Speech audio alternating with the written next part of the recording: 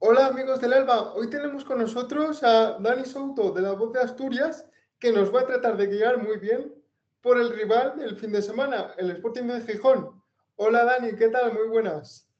Hola, muy buenas, José. Muy bien, la verdad. Con Hay que semana decir ajetreada, que ¿eh? Eso me sí. hace especial ilusión hablar con alguien del Sporting, ya que nuestro exentrenador está de entrenador allí y me gustaría saber mucho cómo le va. Pero vamos a empezar, si te parece, por la primera pregunta. De- Durante la charla seguramente irán surgiendo más. ¿Cómo valorarías la pretemporada del Sporting? Bueno, la pretemporada, pues con normalidad, ¿no?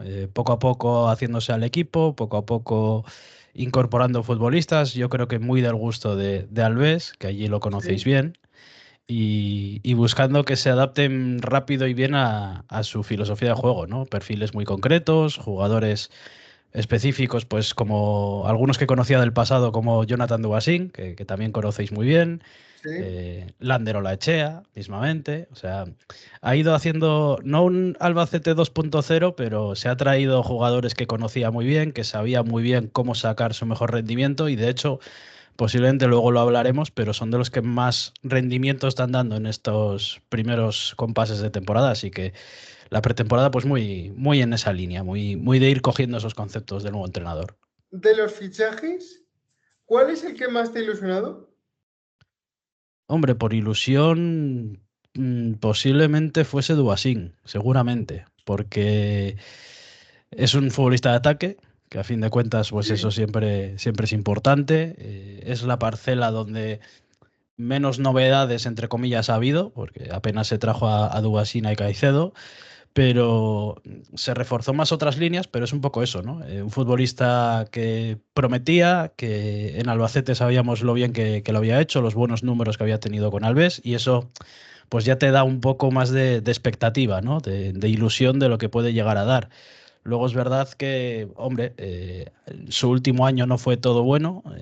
En Suiza no tuvo toda la continuidad. En Oviedo no llegó a tener un impacto importante. Pero aún así, pues aparte de todo lo que se movió el fichaje ya solo por su pasado azul, que eso también iba a traer cola, Sí. eh, al final está respondiendo y está siendo el que más cumple con esa expectativa alta que había con los fichajes. ¿Y el fichaje que menos expectativa haya generado? Bueno, este año creo que pueden ser perfiles tipo Jesús Bernal o Lander Olaechea mismamente, porque creo que son futbolistas que venían de hacer un buen papel en la categoría, en segunda división, uno en el Albacete, el otro en el Racing de Ferrol, pero como que no se tenía del todo la sensación en la afición de que pudieran ser futbolistas importantes o futbolistas que dieran un salto grande a la plantilla en cuanto a nivel, en cuanto a calidad. Sin embargo, Olaechea ha sido fijo desde el segundo uno para Alves y además poco a poco ha ido dando una mejor versión. Este Bernal quizás ha ido un poco a la inversa, empezó siendo más importante, ahora ha perdido un poco de peso en los planes, pero aún así creo que son futbolistas que van más, por así decirlo, de tapados, ¿no? No esperas tanto de ellos, quizás no tienen tanto nombre, tanto cartel como pueden tener otros, pero al final son futbolistas de, yo creo, rendimiento constante, de darte siempre un 6 un 7 y estar así toda la temporada y esos futbolistas al final los que más los agradecen son los entrenadores. ¿Cómo valorarías el comienzo de temporada? Bueno, positivo. Yo creo que de menos a más. Creo que se han ido viendo cosas, por lo menos en cuanto a progresión del equipo, de la idea de Alves. Creo que al principio al Sporting le estaba costando más puntuar de lo que su juego podía ofrecer. Y sin embargo, últimamente, pues creo que va más de la mano, ¿no? Rendimiento y puntuación. Entonces, poco a poco, pues se ha ido asentando el equipo. Creo que en cuanto a la forma de jugar, en cuanto al sistema, ya estaba todo bastante definido desde la jornada uno, pero lógicamente los jugadores y el entrenador, ¿no? Todos juntos tienen que ir haciéndose un poco, amoldándose a esa nueva idea, a la nueva dinámica de trabajo, al compañero que tienes al lado, que en muchos casos era nuevo, prácticamente la mitad del 11 es diferente al del año pasado, entonces Sí. poco a poco tienen que ir entendiéndose, ¿no? Encajando sobre el campo y eso creo que es lo que hemos ido viendo con el paso de las semanas. Una de las bajas más sensibles sobre todo en la delantera, era la de Uroš Jurjevic. ¿Se nota la marcha del serbio? ¿Qué os aportaba el serbio en ataque? A ver, es verdad que Yuka venía de unas temporadas a menor nivel, un par de temporadas por debajo de lo que había llegado a ofrecer en Gijón. A fin de cuentas era uno de los futbolistas con más partidos de la plantilla en el Sporting, era uno de los capitanes del vestuario, es decir, era una persona importante y con peso, pero sí es verdad que su rendimiento estas dos últimas temporadas no había sido del todo bueno, ¿no? Y además en un delantero lo que nos fijamos siempre lo primero es en los goles. Y Yuka llevaba un par de temporadas pues muy por debajo de lo que él mismo había llegado a dar en Gijón. De temporadas hablamos de superar los 15 goles a no llegar a 5 o 6 como los dos años anteriores, ¿no? Entonces, igual el impacto no era tan grande por ese rendimiento, pero sí que en cuanto a la importancia, el cariño que le tenía gran parte de la afición, lo que suponía como sportinguismo, evidentemente esa pérdida se tiene, ¿no? Pero al final creo que todos, incluido él mismo, se entendió que era como un punto y aparte, como poner fin a esta historia momentáneamente, porque seguramente era lo mejor para todos. Para Yuka despejar un poco la cabeza, encontrar un nuevo destino y a lo mejor con eso revitalizarse un poco, futbolísticamente hablando, encontrar otra vez ese rendimiento que tuvo en el pasado y para el Sporting pues la oportunidad de encontrar un delantero que pudiera darle el rendimiento que le dio Yuka en el pasado, pero que en estas últimas temporadas no había podido dar. En los últimos años, la relación Yuka-afición se ha podido describir como tóxica. Bueno, en cierta parte igual sí. Yo creo que yo, por ejemplo, que cubro al Sporting en el día a día y que noto mucho el feedback de la gente prácticamente de manera directa, sí que se notaba quizás que estaba un poco viciado todo, ¿no? Que hablabas de Yuka y siempre pues el nivel de comentarios crecía. Tú hacías una publicación de Yuka y había generaba mucho más que casi cualquier otro nombre, cualquier otro futbolista de la plantilla, ¿no? En ese sentido, pues hombre, la crítica es normal que aparezca, Sí. pero la crítica debe ser desde un punto de vista siempre constructivo, ¿no? Siempre tiene que servir la crítica para algo, no simplemente por lanzar comentarios y prácticamente intentar herir o comentarios malsonantes. Esas cosas siempre las va a haber, pero siempre hay que intentar que sean lo menos, ¿no? Y también darles poco espacio. Y en el caso de Yuka, pues lo que te digo, al generar más en global, pues generaba muchísimo cariño por un lado, pero también generaba en cierta parte de la afición, ya no sé si odio, pero sí, pues esos comentarios, esas críticas demasiado feroces que no deben corresponder en el día a día y al que al final obvian un poco lo que era el propio Yuka, pero me da igual que hablemos de Yuka, de cualquier futbolista, lo que era como figura, como sportinguista, que al final eso creo que nadie lo dudaba. Uno de los jugadores que está en la plantilla que me sorprende que esté es Víctor Campuzano. ¿Quién lo trae al Sporting? Llega en la época de David Gallego en el banquillo. Fue un poco su gran valedor.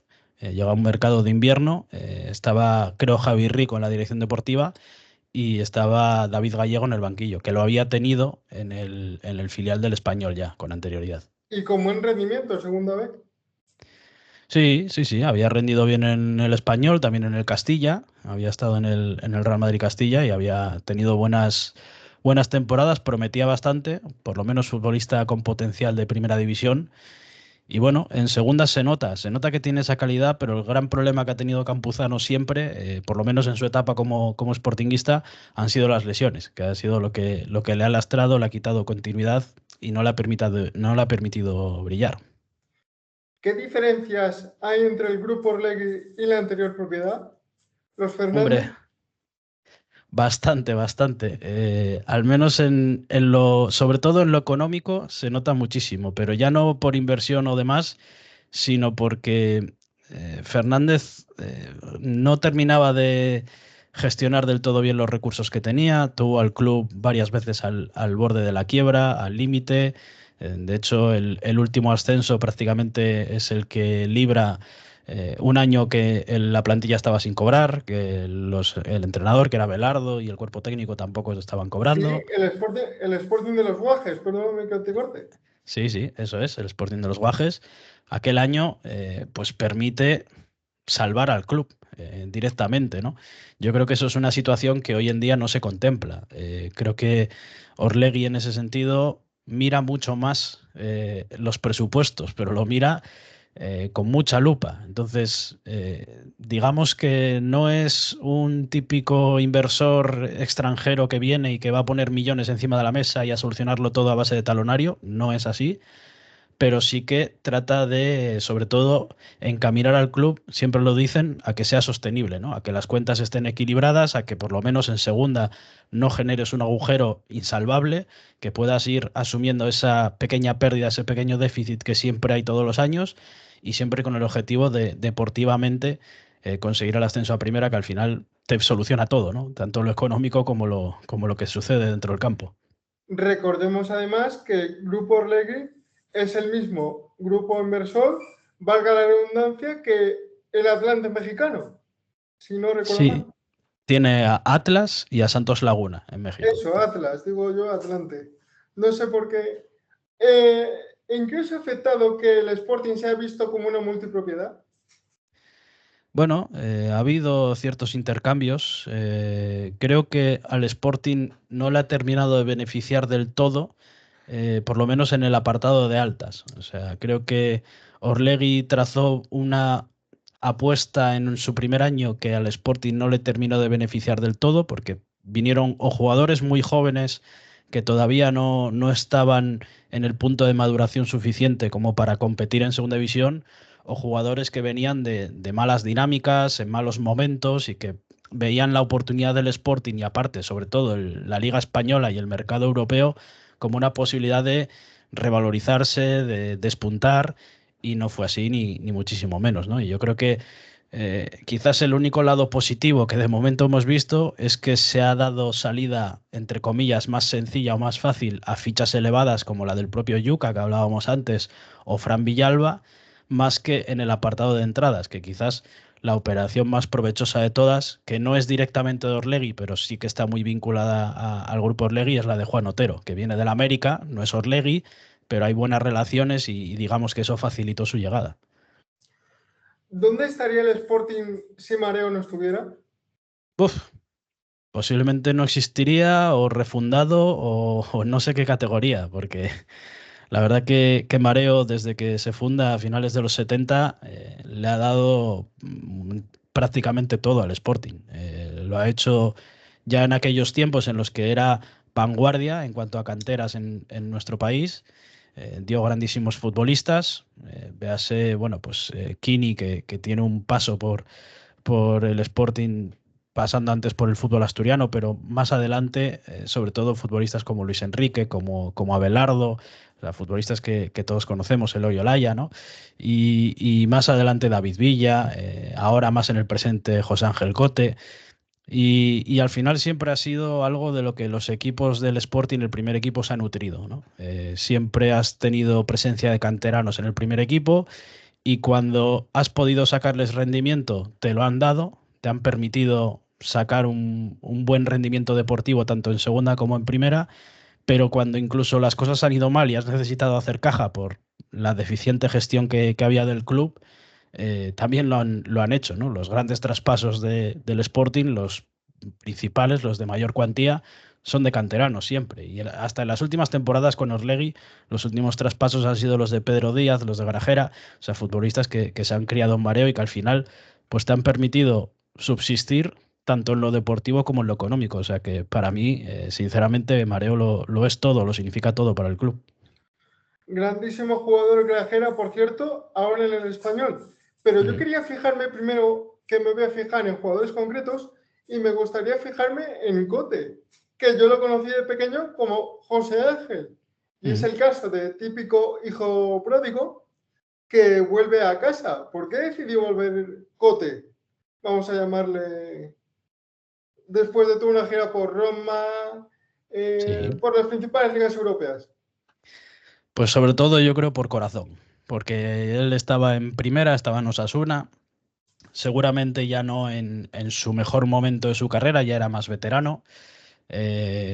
Digamos que en Osasuna tampoco es que tuviera ya asegurado un rol protagonista, pero aún así tampoco, o sea, contaban con él porque al final Cote ha demostrado ser sobre todo un futbolista de club, allá donde ha estado, en Eibar, en Osasuna, en todos los lados le tienen mucho cariño, lo valoran mucho como profesional, pero en ese momento es el Sporting el que llama a su puerta, surge la posibilidad del Sporting y Cote lo comentó en alguna entrevista, ¿no? No se lo piensa dos veces porque al final es cuestión de, sobre todo si Osasuna facilitaba la salida, que así fue, era prácticamente firmar a ojos cerrados, ¿no? Cote vuelve porque siente al Sporting como el que más, lo vemos en los partidos, cómo lo sufre, cada ocasión fallada, como si estuviera en la grada, pues hace lo mismo estando en el césped, ¿no? Es un capitán y es un sportinguista de pro, y en ese sentido, pues vuelve por eso, por sentimiento, por puro sentimiento y por tratar de ayudar al club, porque dentro de todo, deportivamente también puede ayudar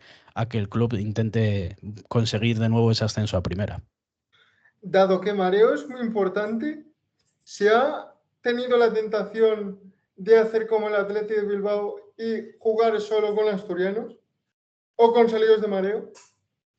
No, no me consta que, no sé a lo largo de toda la historia, pero creo que tampoco. Digamos que Mareo tiene casi 50 años de historia, los cumplirá en breve y no recuerdo que hubiese nunca una idea de tener una política tan estricta, ¿no? De ceñirte solo a lo que te sale de la cantera, solo a lo que sea autóctono de aquí. No, el Sporting al final incluso tiene entre sus mayores figuras y jugadores históricos a futbolistas que son extranjeros y que también han significado mucho para el club. Enzo Ferrero, argentino, Lediakov, ruso, son futbolistas que son emblemas en la entidad y que a fin de cuentas, pues creo que también representan un trocito de lo que es el Sporting, ¿no? O sea, el mareo es importante, es muy importante. De hecho, le quieren dar todavía más importancia, pero más allá de eso, yo creo que nunca se ha pensado más que para nutrir al primer equipo y luego tratar de completarlo con aquello que te falte buscado fuera en cualquier mercado. ¿Cómo era el anterior entrenador, Miguel Ángel Ramírez? Bueno, Ramírez era un entrenador, pues sigue siendo, ahora en paro, eso sí, muy metódico. Digo era porque ya no está en el Sí, Sporting, sí, evidentemente. sí, sí, sí. Eh, Muy metódico, ya digo, muy detallista, muy de fijarse en todos los detalles. Seguramente él lo comenta o lo comentó muchas veces que tiene un perfil muy didáctico, digamos, ¿no? Muy de profesor, muy de cantera. De hecho, muchas veces piensa que su sitio está más en trabajos de cantera que en un banquillo profesional, pero aún así ha demostrado saber sacar rendimiento a futbolistas y a un vestuario profesional.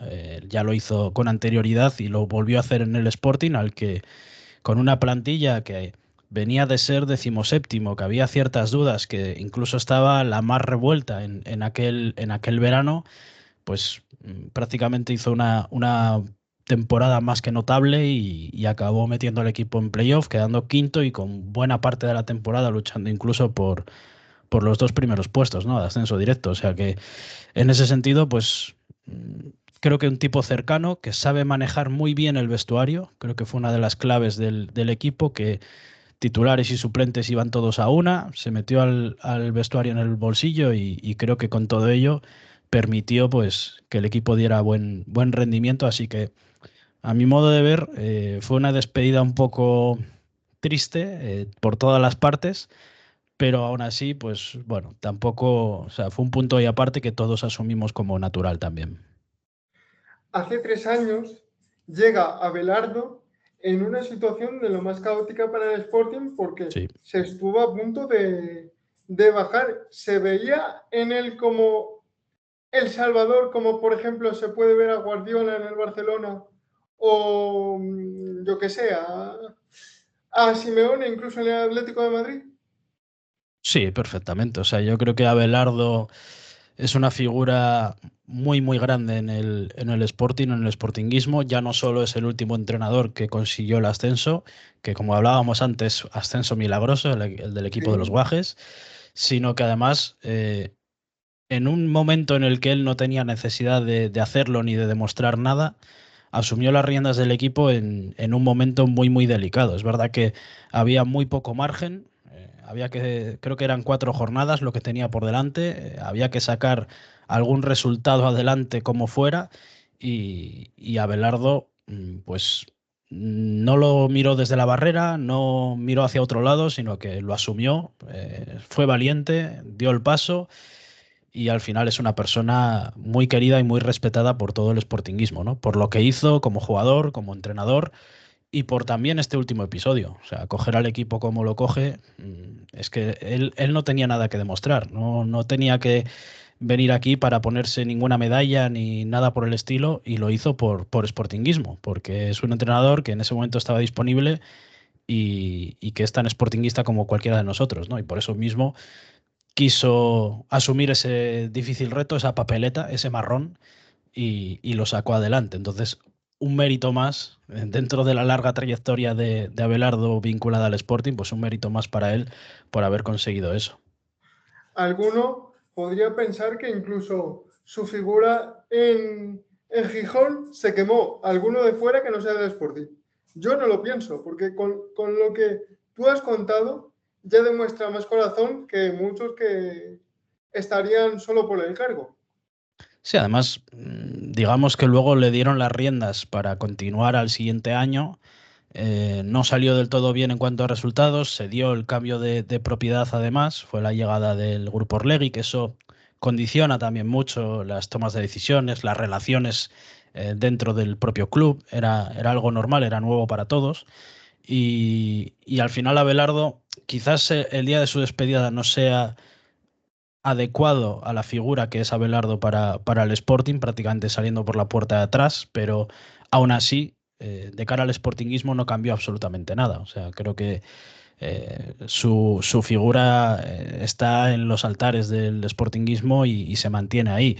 En cuanto al resto de opciones de mercado que pudiera tener, bueno, este año acabó entrenando al Cartagena, inició allí la temporada y yo creo que es una persona que si va a ligarse a algún banquillo, va a ser porque tiene la convicción de que puede tener un buen proyecto allí. No creo que su imagen haya ido a menos por el hecho de haber vuelto al Sporting, de haber dado, entre comillas, un paso atrás yendo a segunda división. Yo creo que sigue siendo un entrenador.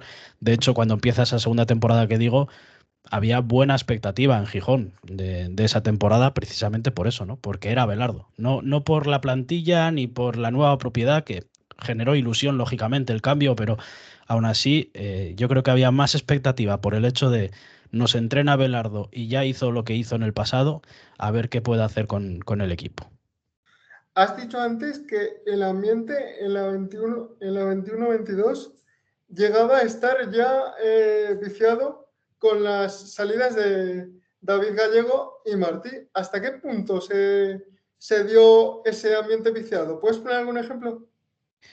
Bueno, a ver, es verdad que con Gallego veníamos de una temporada completa y hizo la mitad de la segunda, que prácticamente en el Sporting y casi te diría que en el mundo del fútbol, ¿no? Es poco habitual ver entrenadores que duren más de una temporada, incluso, pero con Gallego pues sucedió un poco eso, ¿no? Una mala dinámica terminó por dar con su cese y la apuesta por Martí creo que no convenció a nadie, ¿no? En ningún momento. De hecho, no, creo que solo gana uno de los 10 partidos que dirige y ya la afición estaba en ese momento que, por ejemplo, el último partido de esa temporada, si no recuerdo mal, ya era con Abelardo, el equipo estaba salvado y era un partido contra la Unión Deportiva Las Palmas. La afición no entra al campo hasta el minuto 15 porque había una protesta contra la propiedad en los aledaños, ¿no? Yo recuerdo cubrir aquello además y que mi compañero estuviera dentro del estadio cubriendo el partido y que yo tuviera que estar 15-20 minutos fuera cubriendo la manifestación porque en realidad la actualidad informativa estaba más fuera que dentro. O sea, lo que ocurriera adentro Sí. prácticamente no importaba. Importaba pues todo lo que tenía que ver con aquella manifestación, ¿no? Y era un poco, pues ya no sé si la gota que colmaba el vaso, pero estaba claro que el vaso ya había rebosado hace tiempo y la afición estaba muy en contra de la propiedad. ¿Dirías que esa manifestación fue la gota que colmó, me trabo, el vaso para que se marcharan los Fernández, incluso la muerte del patriarca?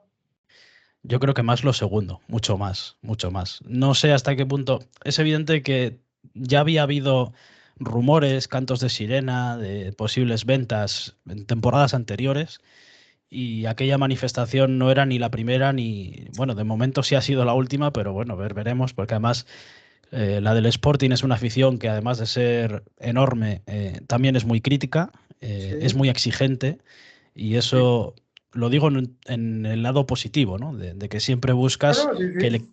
que el equipo Es vaya a mejor ser más. exigente que no conformista. Sí, Pero sí, bueno, sí. Y en ese caso, pues yo creo que ya no es que fuese un punto de inflexión, es que yo creo que ya era una más. Y sinceramente creo que la familia Fernández, la gestión anterior, si no hubiera tenido intención de vender, si el club hubiera estado en una situación un poco más estable, porque económicamente también estábamos en un momento delicado, siendo decimoséptimos, con un límite salarial que hubiera ido muy a la baja. De hecho, Orlegui, una de las primeras medidas económicas que hace al llegar es hacer una ampliación de capital de 7 millones, nada más comprar el club, y eso te da muestra de lo delicado que estaba todo.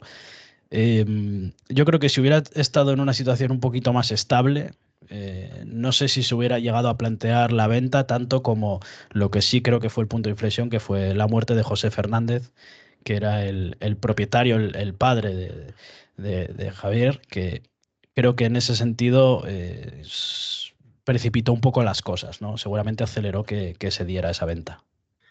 hay que decir que en los últimos años de los Fernández habéis tenido varias situaciones surrealistas. Recuerdo, por ejemplo, la rueda de prensa de Torrecilla, que se Sí. hizo muy viral, que se puso el chándal del Sporting, empezó a saludar a todo el mundo. No sé si Ujú. estabas tú en aquella, No, no estaba. pero fue surrealista poniendo el gran showman allí en la sala de prensa de Madrid diciendo, ¿pero esto qué es? ¿Una presentación de Apple o es un club de fútbol o Sí, qué sí. es? Todavía tiempo después se habla de aquellos PowerPoint de Torrecilla, bastante famoso y sobre todo, pues aquella puesta en escena, ¿no? Con que si contó una fábula, que si su sportinguismo y se levantaba la sudadera y llevaba la camiseta del Sporting debajo, o sea, fue una parafernalia y un show muy raro de ver y más aún en la figura de un director deportivo, que generalmente suelen ser hasta más correctos, menos chándal que un entrenador, en ese sentido, ¿no? Pues Torrecilla fue todo lo contrario aquel día y quedó marcado en la memoria de toda la afición del Sporting, eso ya te lo digo yo. Esas cosas virales no se olvidan. Y de media España, porque ya te digo que Sí. el resto alucinamos. ¿Cómo calificarías a la Torrecilla? Pues no lo sé, seguramente debe ser bastante personaje. No lo llegué a conocer personalmente, pero sí creo que, a ver, que dentro de todo ese show, al final refleja en cierta manera su forma de ver todo lo que es este negocio del fútbol, ¿no? Que a lo mejor para tapar o ocultar ciertas gestiones es mejor llamar la atención por otra cosa y desviarla, ¿no? Desviar esa atención. Totalmente. Y a lo mejor, pues esa fue la manera que encontró para hacerlo. Yo, de En hecho, la, no lo... Sí, perdona que te corte, en la política lo vemos. sí, sí. No, yo no sé hasta qué punto, o sea, no he seguido tan de cerca su día a día, digamos, en Zaragoza, pero también sé que generó un descontento general, vamos a decirlo así, ¿no? Entonces, bueno, creo que era un director deportivo que, por ejemplo, al Sporting llegaba con ciertas referencias positivas de etapas anteriores, sobre todo en Vigo, con alguna que otra laguna, pero sobre todo, pues bueno, algunos aciertos, ¿no? Que compensaban un poco. Pero creo que en los últimos años, por lo menos viendo sus últimas etapas, cuesta mucho más encontrar aciertos que lagunas. Y en ese sentido, pues bueno, eso es lo principal. Luego ya lo secundario será cómo es como persona, cómo se comporta y si se pone un chándal y un PowerPoint para explicarte los fichajes. Pero claro, si lo juntas todo, pues ya te da un cóctel explosivo, ¿no? ¿Cómo calificarías la etapa de Javi Rico como director deportivo? A ver, tampoco creo que fuese nada fructífera. Creo que su mejor apuesta posiblemente fuese la de David Gallego para el banquillo, pero luego, en cuanto a gestiones de plantilla y demás, creo que tampoco hay grandes fichajes que rescatar a modo sobresaliente y sí hay bastantes lunares que me constan. Pues, por ejemplo, recuerdo el episodio de la renovación de Nacho Méndez, que todavía fue comentada hace poco porque acaba contrato, ese mismo que firmó aquella vez y llegó a ser apartado, a entrenar con el filial, a estar fuera de la dinámica del equipo y son, no sé, prácticas que digamos en el pleno 2021, 22, 20 no se corresponde, ¿no? con la forma de hacer habitual o que debería ser en la actualidad. Lo mismo, pues mirando un poco hacia abajo con la cantera.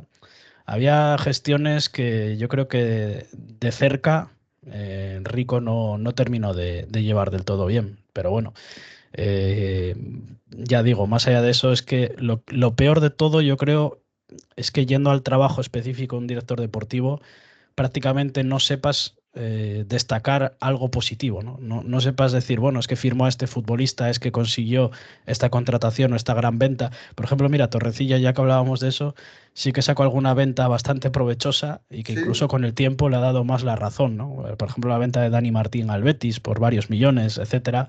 Bueno, no lo sé. Por ahí, pues seguramente si le preguntas a él, se va a defender con este tipo de operaciones que siempre los propios personajes siempre sacan a relucir a la mínima que pueden, ¿no? Pero yo la verdad que de los dos últimos directores deportivos no consigo rescatar grandes cosas, la verdad. Mirando plantillas de temporadas anteriores, me viene a la cabeza la figura de Diego Mariño. ¿Qué es Diego Mariño para el Sporting? Pues Diego Mariño, creo que además escribí ayer un artículo en el que lo citaba por hablar de Yáñez y demás. Si no recuerdo mal, es el quinto portero con más partidos en la historia del club, creo recordar. La leche. Entonces, sí, sí. Y Cuéllar el cuarto, que bueno, más o menos eran contemporáneos, por eso estaban los dos juntos citados en el mismo artículo, ¿no? Bueno, Cuéllar el tercero, perdón, que adelantó por un partido a un histórico. Em, pues creo que ese dato dice mucho, ¿no? Es un portero que aquí dio muy buen rendimiento, que seguramente se quedó con la miel en los labios de no poder ascender.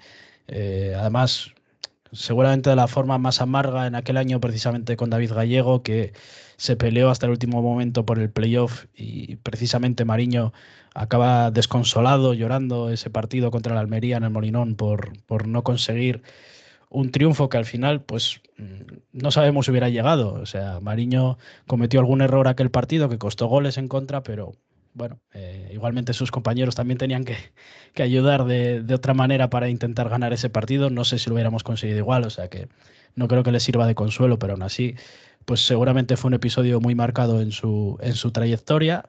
Pero es un tipo muy querido, siempre fue muy cercano, siempre fue, demostró su sportinguismo también. Es de estos futbolistas como tantos, ¿no? Que pasan por el Sporting, llegan de fuera, conocen la realidad de aquí y prácticamente terminan saliendo o terminan su carrera deportiva siendo más sportinguistas que muchos de los jugadores que puedan estar en la plantilla, ¿no? Entonces, yo creo que a Mariño también se le guarda mucho respeto y mucho cariño por lo que dio y porque como persona siempre representó.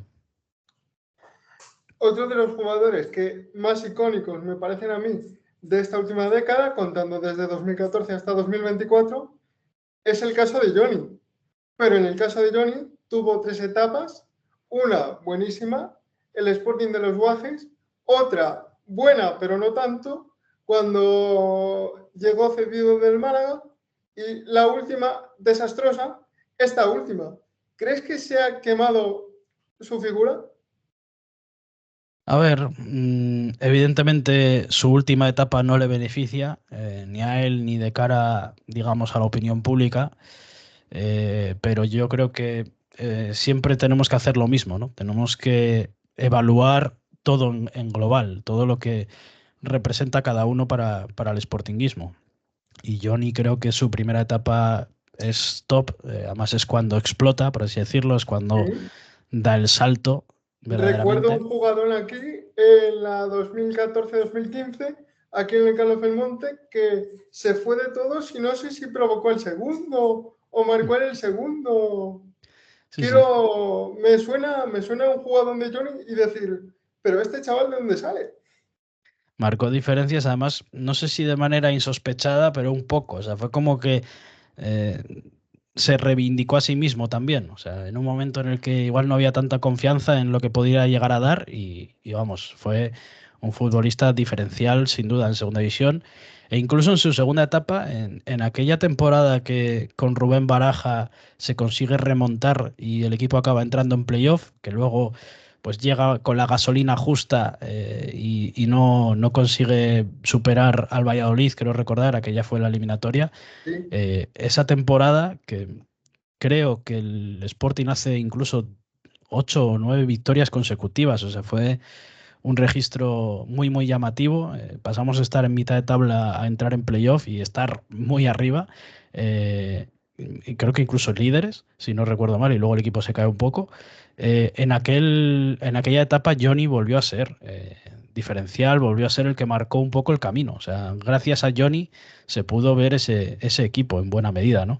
Entonces, creo que sería injusto quedarnos solo con una última etapa que es verdad que él pone todo el corazón, pone todo su sportinguismo, pero no consigue sacar rendimiento deportivo, ¿no? Y ya se ve que está en un momento que no le da el físico para poder competir en segunda división. Entonces, quedarnos solo con eso sería injusto, a la vez que decir que todo fue maravilloso y todo fue bueno, pues también sería obviar esta última etapa, ¿no? Entonces, siempre hay que considerarlo todo y por eso no creo que la figura de Johnny en global esté lejos de ser alguien querido por el sportinguismo. ¿dirías que si se hubiese quedado desde el principio hubiese llegado más lejos? Nunca se sabe, pero es verdad que aquí siempre tenía un contexto favorable, ¿no? Creo que estar en casa, estar con los tuyos, tener la confianza del entrenador, que te conoce muy bien, en aquellos tiempos Abelardo especialmente, pues creo que eso siempre te hace mejor, o sea, te hace más bien que mal, ¿no?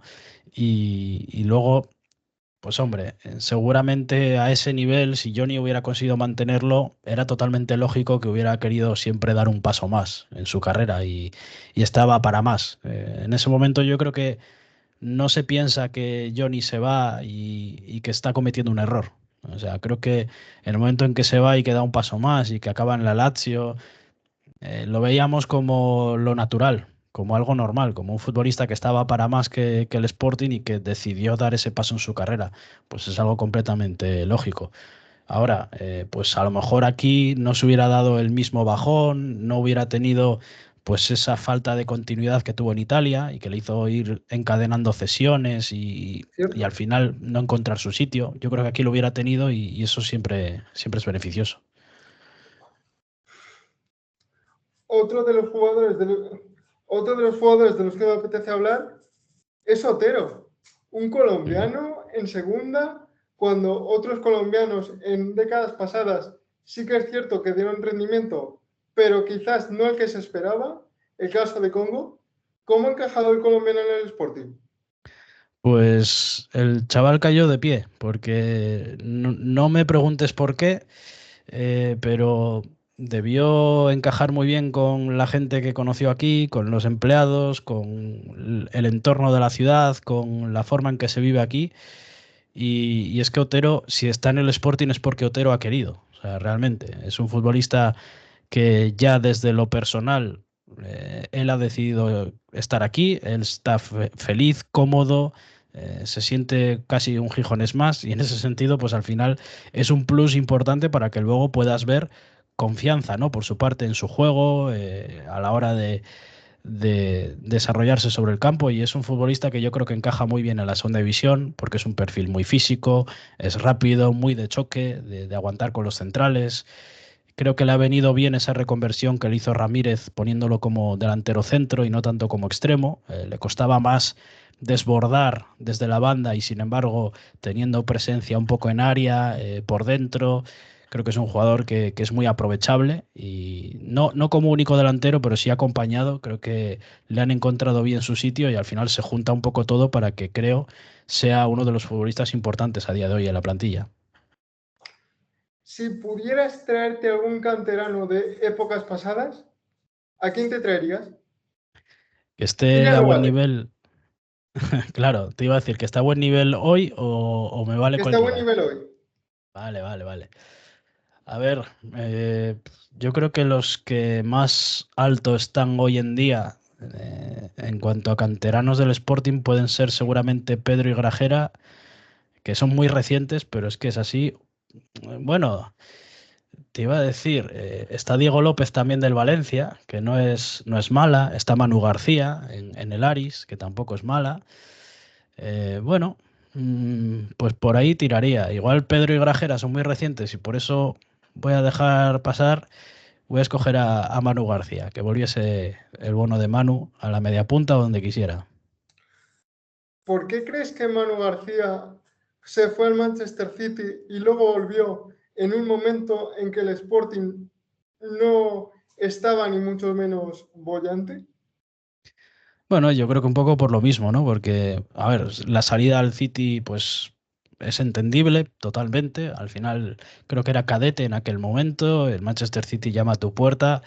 Pues hombre, a pesar de que estés en Gijón con tu familia, en tu club, rechazar una oportunidad así del equipo top de la Premier es demasiado goloso, demasiado tentador como para decir que no, ¿no? Y aparte el club, pues más de lo mismo. O sea, dejó un traspaso, dejó dinero en las arcas, un chaval que era cadete en aquel momento. Es algo raro de ver. Luego es verdad que Manu, a la hora de tratar de dar el salto al primer equipo, que llega a debutar con el City en competiciones de Copa y demás, Sí, sí. eh, En Copa de la Liga, creo.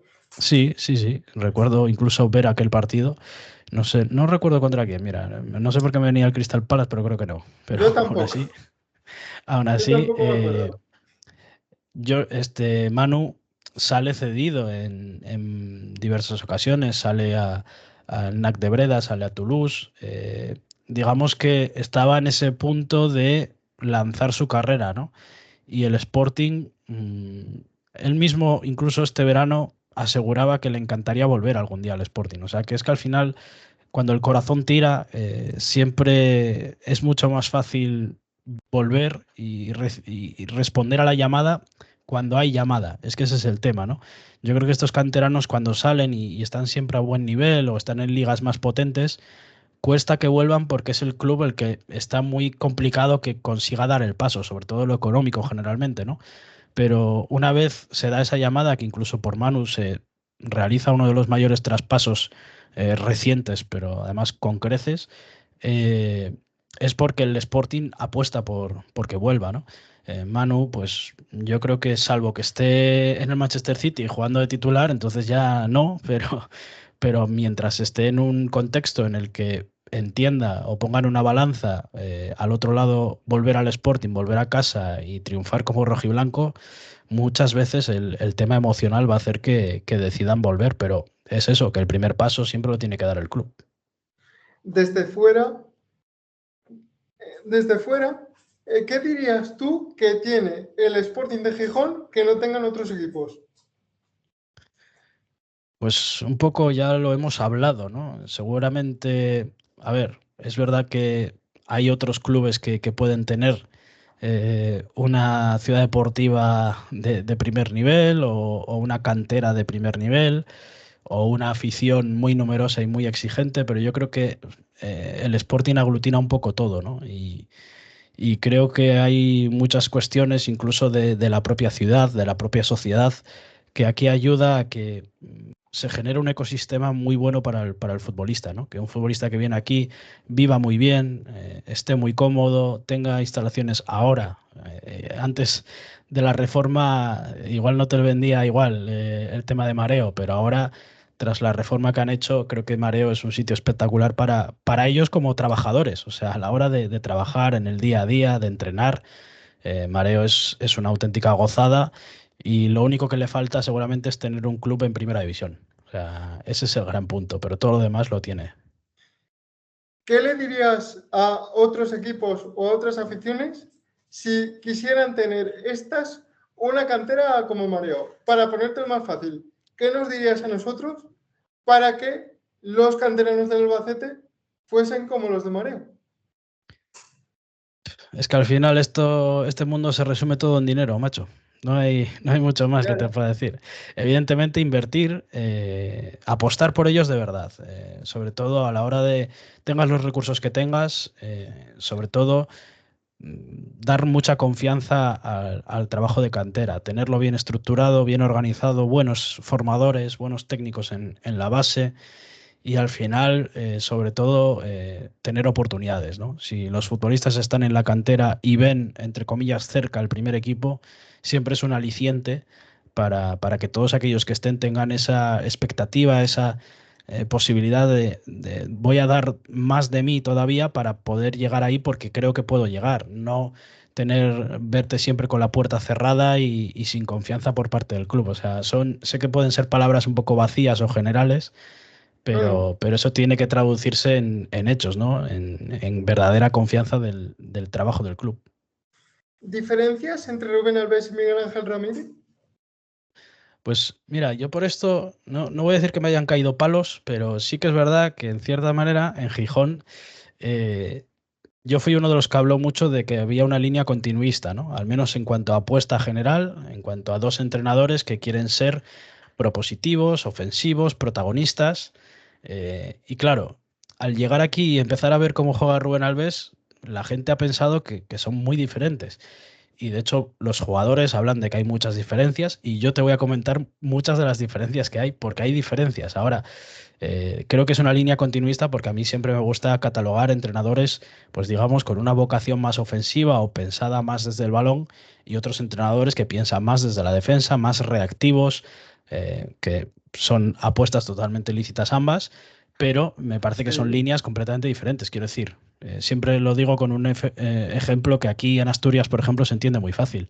Álvaro Cervera era entrenador del Oviedo y Álvaro Cervera asciende al Cádiz, o sea, da un rendimiento óptimo con el Cádiz, con un estilo de fútbol totalmente opuesto al de Miguel Ángel Ramírez o totalmente opuesto al de Rubén Alves. Entonces, no podemos tener cinco grupos diferentes. Yo quiero catalogarlo en dos. Entonces, voy a meter siempre en el mismo saco a Ramírez y Alves. A partir de ahí, creo que Alves es menos controlador. Creo que Alves es más de fútbol más directo o más vertical. Los dos quieren ser vertical, pero Ramírez seguramente masticando más las jugadas, trabajándolas más desde atrás. Y Alves se piensa un poco menos el buscar a su referencia arriba, el buscar los espacios. Aún así, pues eso, son dos entrenadores que buscan ser ofensivos, que buscan ser verticales. A nivel de sistema hay diferencias bastante notorias. Los perfiles que necesita Alves seguramente sean más concretos que los de Ramírez. Y por ahí creo que ha ido un poco la confección de la plantilla y por ahí creo que es un poco el Sporting que estamos viendo en estas primeras semanas. Y vamos a hacer el ejercicio contrario. ¿Similitudes? Bueno, un poco eso, ¿no? Voluntad ofensiva y voluntad de ser verticales en el juego. Yo creo que, por ejemplo, en la diferencia se me olvidó citar seguramente la presión, que es muy diferente. Con Ramírez eran más de esperar, más de aguantar, más de bloque medio. Con Alves es de ir a presionar más alto. Por Sí. ejemplo, sí que se pueden parecer en la presión tras pérdida, que cuando pierden balón los dos buscaban que su equipo fuese muy agresivo, que tratase de recuperar rápido o de forzar el error del rival. En eso sí creo que son muy parecidos. Los dos, por ejemplo, cierran con tres atrás. Alves lo hace de manera distinta, lo hace con Olaechea. Ramírez lo hizo más con un lateral que era Pascanu, que al final cerraba como un central más. Creo que Ramírez se ajustó mucho, se amoldó a la plantilla que tenía y en base a ello, pues fue construyendo un poco la idea que creía que mejor le convenía al equipo y a la categoría, ¿no? Creo que en esencia, seguramente, si buscas el Ramírez de etapas anteriores o quizás en Independiente del Valle, que es donde más éxito tuvo y donde creo que su equipo era más fiel a su idea, se pareciese más al equipo que busca muchas veces Alves, ¿no? Pero, pero bueno, sí, al final tienen cosas en común, pero sobre todo está viendo detalles que los diferencian. ¿Hubo reticencias a la llegada de Miguel Ángel Ramírez? Porque era un entrenador que aquí en España no había entrenado nunca. Sí, sí, sí, fue algo que entre la afición entiendo normal, al final hay dudas, ¿no? Cuando no conoces, te genera esa incertidumbre, ¿no? Esa Sí, es duda. normal. Es completamente normal. Es verdad que los medios de comunicación al final estamos para eso, para tratar de despejar esas dudas, para por lo menos trasladar la información que hay, que al final es accesible para todos, está Internet, puedes no conocer a Miguel Ángel Ramírez y con una búsqueda de Google en 2 minutos ya tienes todo su historial, ¿no? Y ya más o menos puedes informarte. Pero evidentemente el aficionado no tiene por qué dedicar ese tiempo a hacer eso si ya hay medios de comunicación que te lo pueden hacer.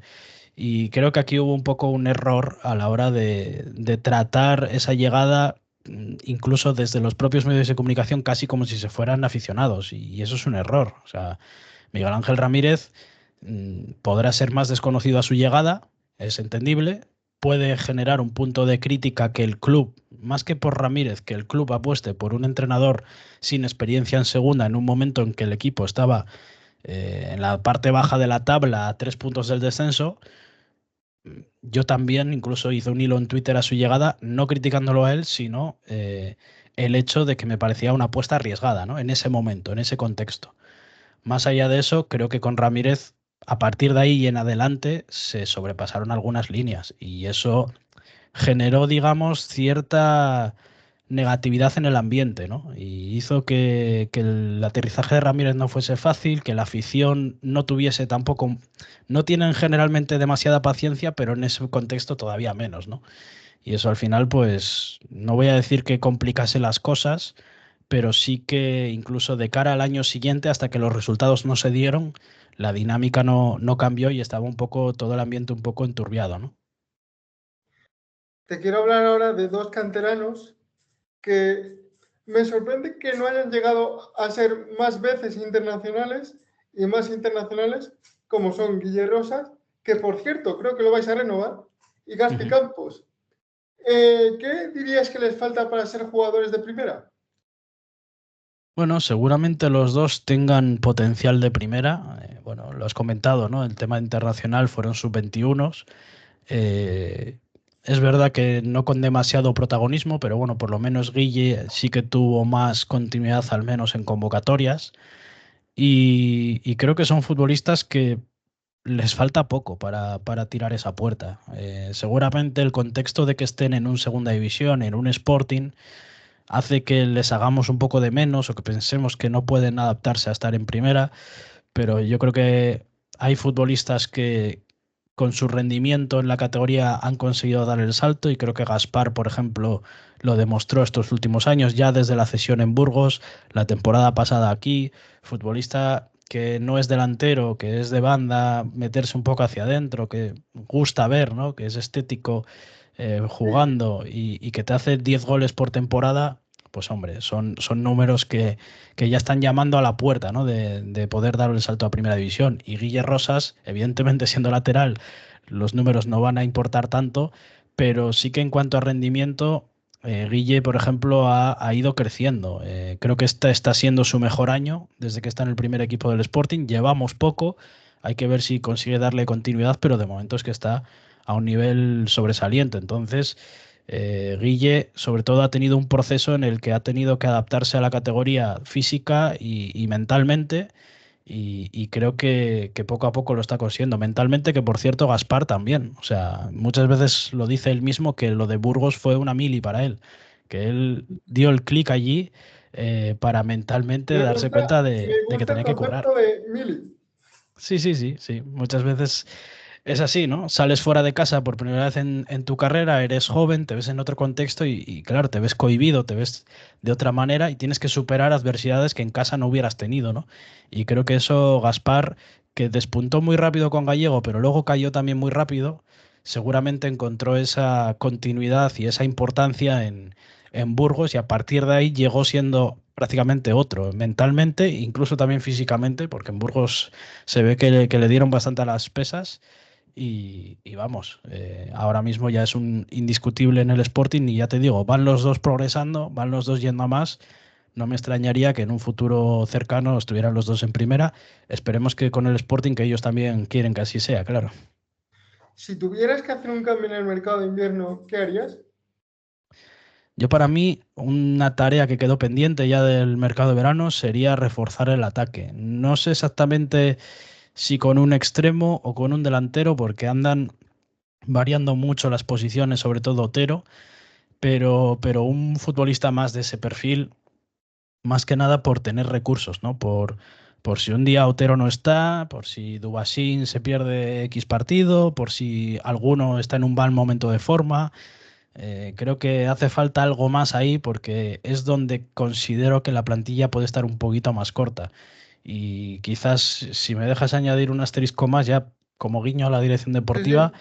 pues como Alex Ollón fue el futbolista que cerró la plantilla como número 22, que tiene ficha del filial, pero está en dinámica total del primer equipo, no ha tenido ningún minuto en toda la temporada, pues creo que quizás una cesión para el canterano y reforzar ese centro del campo, esa media punta con un futbolista más, pues ya sería una guinda perfecta.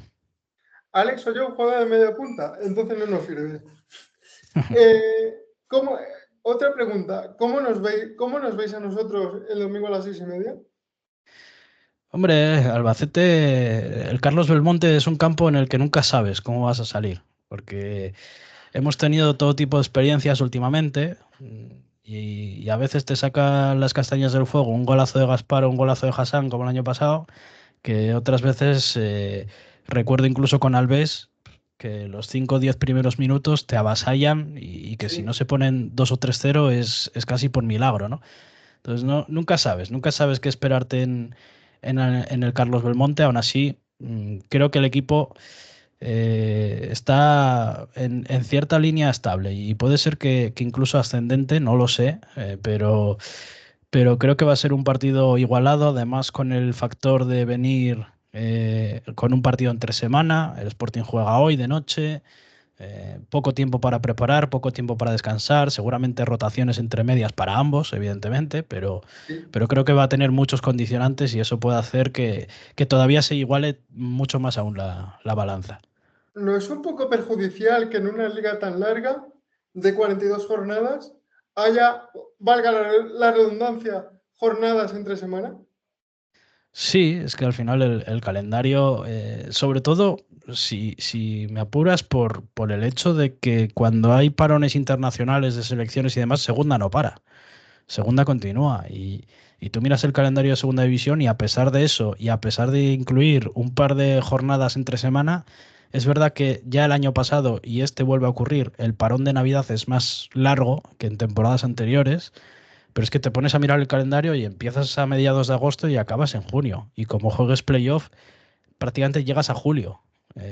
Es una auténtica barbaridad, o sea, es una liga que no para, que no descansa y que incluso cuando te meten entre semana, pues todavía sigues mirando el calendario y sigue siendo eterno, ¿no? Entonces, además se junta ahora con el comienzo de la Copa del Rey, que ya empiezas a tener, según las rondas que avances, pero empiezas a tener ya más partidos por ahí entre medias. Y hombre, se hace muy larga, muy pesada y encima siendo lo competitiva que lo sabemos bien los que estamos en la segunda y los que la sufrimos, que creo que es el Sí, verbo, sí, eh, sí. no, La madre mía. hipertensión es. Sí, sí, tal cual, tal cual. Nos sube la tensión a todos. ¿Quién os ha tocado en Copa? El Numancia, un clásico para nosotros. Buen partido ese. Por Mm. cierto, en la 21-22, a pesar de todo lo que había, de todo el mare magnum que había en Liga y con el entorno, hacéis buena Copa. Llegáis a jugar 4 eliminatorias. Sí, sí, sí. Es, es la temporada que viene Ramírez, si no me equivoco, Sí, y caemos contra el Valencia. Además, pues para añadir todavía más dramatismo al asunto, Ramírez había llegado unas 30 horas antes a Gijón, antes del partido. Es decir, prácticamente el analista fue el que preparó un poco los entrenamientos, los 2 o 3 entrenamientos que hubo para el partido, porque fue el momento del cese de Abelardo y la llegada de Ramírez. Eh, pero bueno, sí, tuvimos esa buena temporada, avanzamos varias rondas. Bueno, sobre todo creo que el formato a un partido puede beneficiarte para esto, porque al Sporting lo de jugar a 2 partidos y lo de las tandas de penaltis no se le da. O sea, eso en los últimos años no se nos ha si te, dado. si te sirve de consuelo, al Albacete tampoco. Nunca hemos ganado una tanda de penaltis en nuestra historia. Sí, sí. Bueno, nosotros alguna, pero poquito, poquito, ya te digo. Y no sé hasta qué punto todas las aficiones pensaremos igual de nuestro equipo, pero vamos, es que en nuestro caso es claro. O sea que el hecho de solo jugar uno nos puede llegar a beneficiar en algunos casos, como ya nos pasó, eliminando al Rayo Vallecano de primera y demás. ¿Cómo se percibe la Copa allá en Gijón? Pues un poco de todo. Yo creo que si navegas por Twitter te vas a encontrar al típico que quiere hasta ganarla. Que bueno, eso ya es un poco casi, ¿no? Casi hasta meme de Twitter. Pero bueno, a ver, yo creo que el sentir general es que lo importante es la liga, que lo importante es el ascenso, que un ascenso está por encima de avanzar rondas y no que no despiste, porque al final la copa sirve para dar minutos, para dar rotaciones, para ver jugadores también, incluso alguno de la cantera. El año pasado debutó un chaval, Marcos, que está todavía en edad juvenil y marcó gol además, o sea que sirve un poco para estas pequeñas cosas, pequeñas píldoras, pero lo realmente importante, y yo creo que es un poco el sentir general, es que el equipo esté bien en liga. O sea, si avanzas copas, si avanzas rondas mejor, porque oye, te puede llegar a tocar aquí un Primera División, etcétera y tal, en el Molinón, pero vamos, que no es la gran preocupación, que lo importante es que el equipo pelee por subir. Si fueras miembro de la dirección deportiva del Sporting, ¿qué tres jugadores del Alba te llevarías? Uf, esta es complicada, ¿eh? Déjame mirar un segundo la plantilla así a lo rápido, pero porque, por ejemplo, claro, te iba a tirar ya hacia lo ofensivo, pero por ejemplo, mira, un futbolista que dio muy buen rendimiento, yo creo, con Alves fue Ricky Rodríguez en el centro Sí, del campo. Creo obetense, que con lo cual sí, sí, tendría sí. morbo. Lo sé, pero creo que era el complemento de Olaechea, ¿no? Para ese centro del campo, Sí, sí, para sí, sí. abarcar todos los metros de lado a lado y de largo, vamos. Y creo que en ese sentido daba muy buen trabajo. Siempre se habla mucho, por cierto, de Higinio, por Sí, los goles que una pena marca, que no esté. sí, pero por los goles que marca sobre todo, aunque bueno, sobre todo con Alves creo que le sacó todavía mucho más jugo, ¿no? Al fruto. O sea, fue un futbolista muy Sí. importante para él Yo y en ese siempre digo que si sentido, no fuera por las lesiones sería futbolista de primera. pues podría ser perfectamente. Y no sé, a mí puede ser que siempre me gustase más Alberto Quiles. Yo creo que Alberto Quiles es un jugador que podría llegar a dar un salto más todavía. Creo que es un buen futbolista. Nos quedasteis sin Manu Fuster, que era un poco el pelotero, ¿no? Sí, El jugón, sí, sí. pero, pero bueno, siempre hay buena cosa ahí en Albacete. Y el pobre en primera no está jugando nada. Ya está contando poco ahí en Las Palmas. De hecho, ha habido incluso algo de meme en Gijón como diciendo, Rubén, levanta el teléfono y llámalo en enero a ver si cuela una cesión o algo, pero Estábamos nosotros primero, ¿eh? sí, sí, seguro, seguro. Pero ya sabes que Rubén Alves tira mucho, ¿eh? Sí, tiene una gran capacidad de convicción. Sí, Sí, sí. sí, sí. Tiene un aura especial y seguramente si te llama el teléfono se lo coges. ¿Un resultado para el domingo? Aquí me pones en un compromiso porque estoy en casa ajena, ¿eh? Estoy en territorio enemigo. Pero bueno, yo Sí, pero a mí me cae evidentemente, muy bien el Sporting. Ya habrás podido sí, hombre. comprobar que os sigo mucho. Sí, ¿no? Estás informado, vamos, hasta de hace 20 años para acá, o sea, una maravilla. Pero, a ver, tengo que barrer para casa, es evidente. O sea, yo quiero ganar todo y quiero ganar fuera. Aún así, ya digo que no creo que sea un partido fácil ni muchísimo menos, porque lo espero muy, muy, muy equilibrado, muy igualado. Pero aunque no creo que tenga muchos goles, voy a animarme un poco por darle un poco de salsa y voy a decirte un 1-2, pero a favor del Sporting, claro. Evidentemente. Quería preguntarte por otro jugador, el Cali izquierdo. ¿Cómo Ujú. un jugador así puede acabar en el Sporting? Bueno, ahí parte de la culpa sí que la tiene un poco Orlegui en ese sentido, el traerte un futbolista que es capitán en Boca Juniors, que es todo un emblema en el fútbol Por eso lo argentino decía. y fue capitán también en Santos Laguna. Creo que ahí viene un poco el vínculo, ¿no? El haber jugado ya para Orlegui, conocer perfectamente al grupo, la ambición que tenían. Orlegui era recién llegado aquí y además se le hizo un recibimiento muy emotivo con el que te mencioné antes, ¿no? Con Enzo Ferrero, que viajó hasta Gijón, se plantó en el centro del Molinón en la presentación de la plantilla y posó con una camiseta del Sporting junto a Cali, ¿no?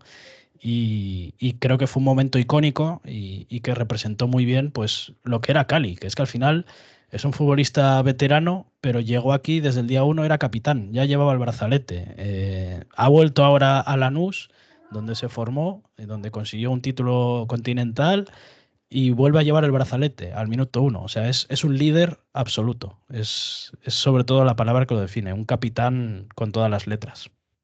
¿Quién dirías que ahora en el Sporting actual cumple ese perfil? Tan líder, yo creo que como él seguramente no lo haya, en plan, es que prácticamente te digo, hacía las arengas, metían la cámara ahí en los insights estos famosos que hacen ahora y es que todos eran virales, o sea, cada vez que hacía una arenga se hacía viral por lo que decía, por cómo motivaba, por cómo enchufaba a todo el mundo. Pero bueno, creo que ahora mismo el que porta el brazalete de capitán como mayor figura de capitán del Sporting, ya hemos hablado de él muy al principio, ¿no? Que es Cote, seguramente. Bueno, Daniel, quedan ya pocos segundos para grabar la entrevista. Despídete si quieres o si tienes un mensaje, hazlo. Bueno, nada, que muchas gracias por la invitación, que ha sido un gusto hablar del Sporting, además en un repaso no tan actual, sino de todo en general, de muchos jugadores, muchos recuerdos y que espero que por lo menos pues para los aficionados del Albacete que vayan a ver esto, pues que les quede un poco más idea o que tengan un poco más idea de lo que es el Sporting, de lo que representa, de lo que significa, de sus grandes figuras y también de lo que se puede encontrar el domingo, aunque creo que tampoco he querido dar excesivas pistas para no ponerlo más fácil. Pues vamos a dejar esto aquí. Recuerda, dale like, suscríbete y nos vemos en el siguiente vídeo. Un saludo.